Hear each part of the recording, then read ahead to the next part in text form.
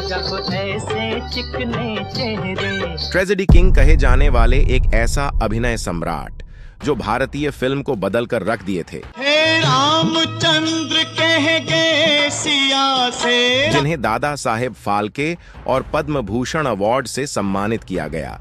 साथ ही सबसे ज्यादा बेस्ट एक्टर का अवार्ड भी इनके ही नाम है। ये देश है वीर जवानों का, अलबेलों का, मस्तानों का, इस देश का यारो। जिन्हें देख और भी कई आने वाले कलाकार बस यही सपना देखा करते थे कि काश मैं भी इस मुकाम पर होता।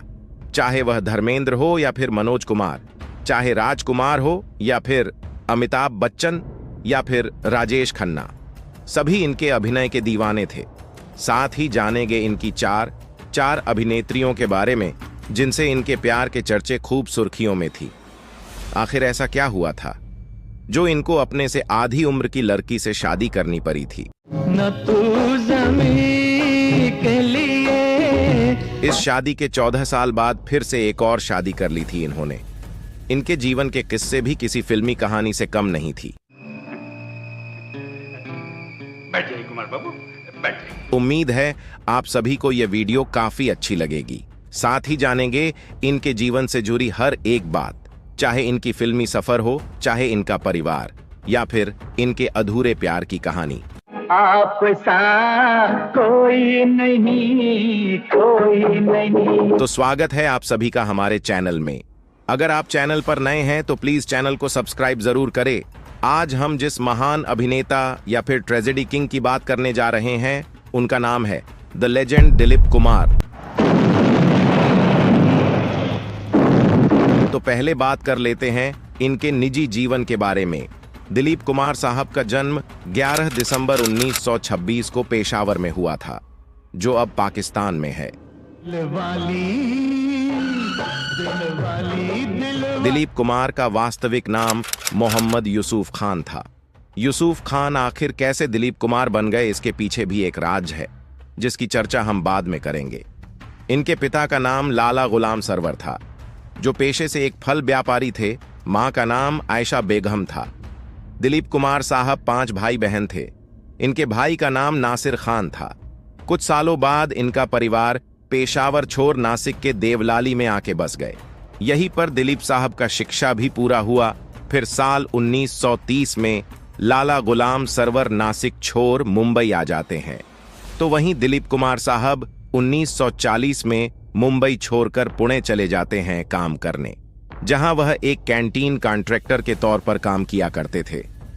लेकिन अब तक दिलीप कुमार को यह पता नहीं था कि उनके जीवन में तो एक सुपरस्टार बनना लिखा है, तो फिर दूसरा काम कैसे कर सकते हैं भला। एक दिन इनकी मुलाकात डॉक्टर मसानी से हुई।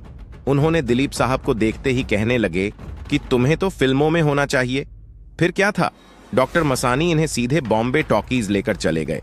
उस दौर के फिल्म उद्योग में बॉम्बे टॉकीज का बड़ा नाम हुआ करता था, जो कई बड़े बड़े स्टार्स बॉम्बे टॉकीज से बने थे। अब बारी थी दिलीप कुमार उर्फ यूसुफ खान की। दिलीप कुमार जैसे ही बॉम्बे टॉकीज में पहुंचते हैं तो उनकी मुलाकात बॉम्बे टॉकीज के ऑनर देविका रानी से हुई। देविका रानी को अपने फिल्म के लिए एकदम वैसा ही चेहरा मिल जाती है जैसा कि वह चाहती थी। लेकिन दिलीप कुमार अपने फिल्म में नाम को लेकर बहुत चिंतित थे। वह नहीं चाहते थे कि फिल्म में उनका नाम यूसुफ खान रखा जाए। कहीं ना कहीं दिलीप कुमार को यह लग रहा था, अगर मेरा नाम फिल्मों में आ जाएगा तो फिर घर वाले जान जाएंगे कि मैं फिल्मों में काम करता हूं, जो कि दिलीप कुमार ऐसा नहीं चाहते थे। तो इस चिंता को दूर की देविका रानी ने उस समय यूसुफ खान को 3 नाम दिए गए, उनमें से जो चाहे वो रख सकते थे। तो यूसुफ खान को दिलीप कुमार नाम अच्छा लगा और यही नाम फिर फिल्मों में रखा गया था, जो आगे चलकर इनका नाम फिल्मों में हमेशा के लिए रह गया। और जो इनकी पहली फिल्म थी उसका नाम था जवार भाटा, जो 29 नवंबर 1944 को सिनेमा घरों में प्रदर्शित की गई थी। हालांकि यह फिल्म उतनी खास नहीं चल पाई जितना कि दिलीप कुमार को उम्मीद थी, लेकिन कहीं ना कहीं इस फिल्म के द्वारा अपने अभिनय का छाप छोड़ने में कामयाब हो चुके थे दिलीप साहब। इसके बाद उनकी 2 फिल्में आई और यह दोनों फिल्म भी फ्लॉप रही। फिर वह फिल्म आई जिससे दिलीप कुमार की पहचान बनी। साल था 1947 और फिल्म का नाम था जुगनू, जिसमें दिलीप कुमार की अभिनेत्री होती है नूरजहां, और यह फिल्म हिट साबित होती है। इसके बाद तो एक के बाद एक हिट फिल्में देते चले गए, लेकिन इनके फिल्मी सफर के दौरान इन्हें कई अभिनेत्रियों से प्यार भी हुआ जो कभी भी दिलीप कुमार की नहीं हुई, और उनके याद में 44 साल की उम्र तक कुंवारे रहे दिलीप साहब। वैसे तो बॉलीवुड में कई स्टार हुए, लेकिन दिलीप कुमार जैसा कोई नहीं। बॉलीवुड में कई अभिनेताओं और अभिनेत्री को प्यार हुआ, लेकिन दिलीप कुमार के प्यार के चर्चे ज्यादा सुर्खियों में रही, जिसे लोग आज भी जानने के इच्छुक हैं। आखिर क्या है ट्रेजेडी किंग दिलीप कुमार साहब की प्रेम कहानी? वैसे तो इन्हें रियल लाइफ में प्यार तो होता ही था, लेकिन रियल लाइफ में भी कम उतार चढ़ाव नहीं रहा। अगर खबरों की माने तो 1948 में आई फिल्म शहीद की अभिनेत्री रह चुकी कामिनी कौशल से पहली बार इन्हें प्यार हुआ था। इन दोनों ने साथ में कई फिल्में की, जिनमें नदिया के पार, आरजू जैसी फिल्में शामिल हैं। तो वही कामिनी कौशल दिलीप कुमार से शादी करना चाहती थी, लेकिन ऐसा मुमकिन नहीं था, क्योंकि कामिनी 1948 में ही अपने जीजा से शादी कर लेती है, यानी वह एक शादीशुदा थी। इसके बावजूद दोनों के बीच नजदीकियां बढ़ती चली गई। यह बात जब कामिनी के पति के कानों में गई, तो अब वो कामिनी के साथ शूटिंग पर आने लगे। आखिरकार कामिनी के लाख कोशिश करने के बाद भी कामिनी को दिलीप कुमार से अलग होना पड़ा था। इस बात की जिक्र खुद दिलीप कुमार ने अपने बायोग्राफी बुक में की है, लेकिन यह तो पहला ही प्यार था। अब जान लेते हैं इनकी जीवन में आई दूसरी प्यार के बारे में, जिनके साथ इनका प्यार काफी लंबे समय तक चला।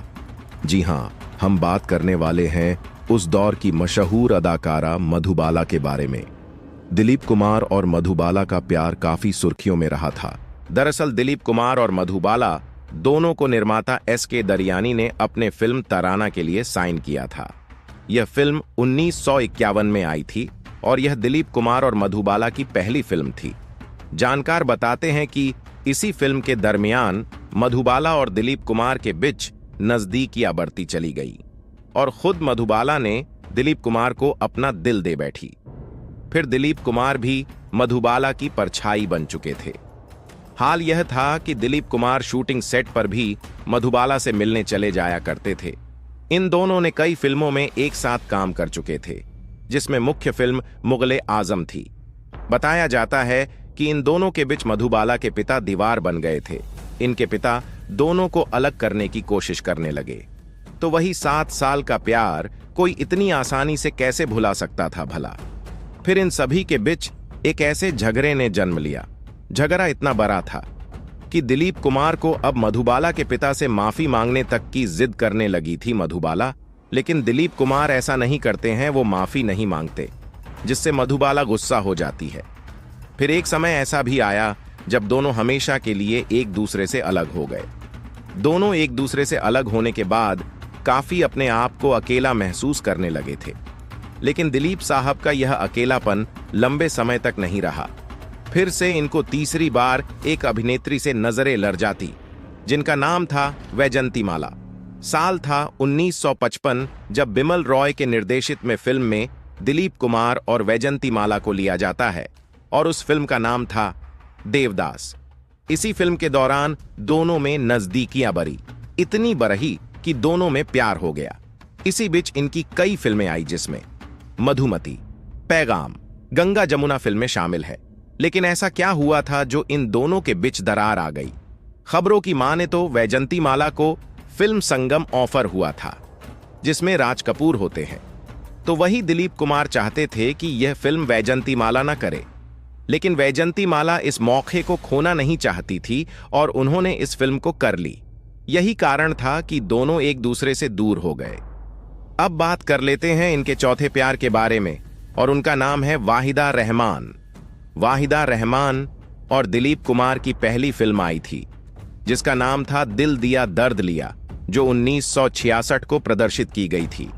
इसके बाद राम और श्याम और आदमी फिल्म में नजर आई वाहिदा रहमान दिलीप कुमार के साथ।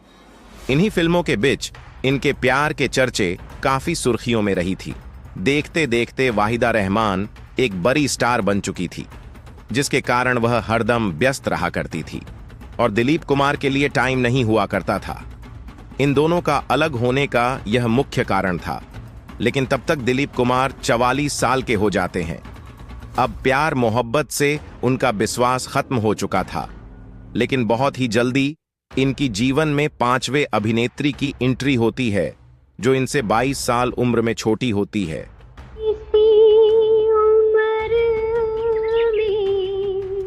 और इस बार दिलीप कुमार की शादी भी होती है। लेकिन इनका शादी होना भी एक इत्तेफाक ही था। दरअसल दिलीप कुमार से ही पहले फिल्मों में अभिनेत्री रह चुकी नसीम बानो, जो दिलीप कुमार की कई फिल्मों में अभिनय भी कर चुकी थी, तो इनकी ही बेटी होती है सायरा बानो। सायरा बानो जो अपनी एजुकेशन विदेश में जाके पूरा की थी, फिर भारत वापस चली आई। जानकारों की माने तो सायरा बानो की मां नसीम बानो की फिल्म इंडस्ट्रीज में काफी अच्छी जान पहचान थी, जिसके चलते सायरा बानो को फिल्मों में मौका बड़ी आसानी से मिल जाती है। जो सायरा बानो ने पहली फिल्म की थी, उस फिल्म का नाम था जंगली, जो 1961 में प्रदर्शित की गई थी, जिसमें मुख्य अभिनेत्री होती है सायरा बानो और अभिनेता होते हैं शम्मी कपूर।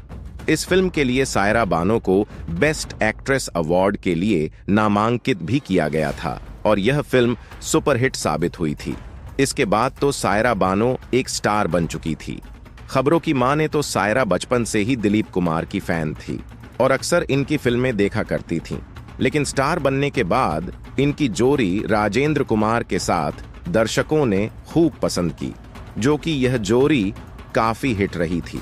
इसी बीच राजेंद्र कुमार और सायरा बानो के प्यार के चर्चे भी खूब सुर्खियां बटोरी। लेकिन इनका शादी होना ना के बराबर था, क्योंकि राजेंद्र कुमार पहले से शादीशुदा थे। यही कारण था कि सायरा की मां दिलीप कुमार से कहती है कि सायरा राजेंद्र कुमार से शादी करना चाहती है, हो सके तो आप उसे समझाओ, आपकी वो बात जरूर मान जाएगी। इसी बात को समझाने के लिए दिलीप कुमार सायरा बानो से मिलते हैं और समझाते हुए कहते हैं कि तुम इतनी बड़ी स्टार हो, तुम्हें तो कोई और अच्छा लड़का मिल जाएगा शादी के लिए, फिर एक शादीशुदा के पीछे क्यों पड़ी हो। इस बात पर सायरा बानो ने दिलीप कुमार से पूछ लेती है, तो क्या आप मुझसे शादी करेंगे? यह बात सुनकर दिलीप कुमार सोच में पड़ जाते हैं। जब यह बात सायरा की मां को पता चलती है, तो वो भी अब दिलीप कुमार को शादी कर लेने की बात कह देती है कि आखिर कब तक अकेले रहोगे। फिर साल 1966 में इन दिलीप कुमार और सायरा बानो की शादी हो जाती है, जिसमें बॉलीवुड के कई बड़े बड़े दिग्गज भी शामिल होते हैं। लेकिन फिर से दिलीप कुमार की जिंदगी में एक और औरत की एंट्री होती है, जो कि दिलीप कुमार और सायरा बानो दोनों के लिए एक मुसीबत बन गई थी। जी, हम बात कर रहे हैं हैदराबाद की रहने वाली एक महिला, जिनके 3 बच्चे थे और जिनका नाम आशमा था। कहा जाता है कि आशमा दिलीप कुमार की बहन की सहेली थी। इनके बहनों ने ही दिलीप कुमार को आशमा से मिलवाया था। दिलीप कुमार की बहनें चाहती थीं कि आशमा से दिलीप कुमार की शादी हो जाए, क्योंकि दिलीप कुमार और सायरा बानो के शादी के 14 साल बीत जाते हैं, लेकिन कोई भी अभी तक इनके संतान नहीं हुए थे। कहीं ना कहीं यह एक मुख्य कारण हो सकता है, ऐसा अनुमान लगाया जाता है। अब आशमा दिलीप कुमार के पीछे साया जैसी पर गई थी। अक्सर आशमा शूटिंग पर भी दिलीप कुमार से मिलने चली जाया करती थी। एक समय वो भी आया जब आशमा और दिलीप कुमार चुपके से शादी कर लेते हैं। इसकी भनक ना मीडिया को थी, ना ही सायरा बानो को। जब कुछ सबूत मीडिया वालों के हाथ लगी, तो पूरे बॉलीवुड में यह खबर आग की तरह फैल गई। यह खबर खुद दिलीप कुमार की बहनों ने ही मीडिया को बताई थी। यह खबर सुनकर सायरा बानो का तो मानो गुस्सा 7वें आसमान पर था। अब सायरा बानो दिलीप कुमार से आशमा को अलग करने के लिए एरी छोटी का जोर लगा देती है। तो वहीं सायरा बानो के सपोर्ट में कई फिल्मी सेलिब्रिटी और नेता आ गए थे। तब जाके मजबूरन 1.5 साल बाद दिलीप कुमार आशमा को तलाक दे देते हैं और सायरा बानो के पास फिर से वापस आ जाते हैं और आशमा फिर से अपने पहले पति के पास वापस चली जाती है। अगर खबरों की माने तो आशमा और दिलीप कुमार के बीच तलाक होने का कई कारण बताया जा रहा है। कोई कहता है कि आशमा ने दिलीप कुमार से पैसों के लिए शादी की थी। कोई बताता है कि आशमा चाहती थी कि उनके 3 बच्चों को लेकर ही दिलीप कुमार रहें। तो कोई कहता है कि सायरा बानो और दिलीप साहब के दोस्तों के दबाव में आकर आशमा से तलाक ले ली दिलीप कुमार ने। खैर, जो भी हो, इतना सब कुछ होने के बाद भी आखिरकार दिलीप कुमार को अपना वारिस नसीब नहीं हुआ। उम्र भर औलाद के लिए तरसते रहे ट्रेजेडी किंग दिलीप कुमार साहब।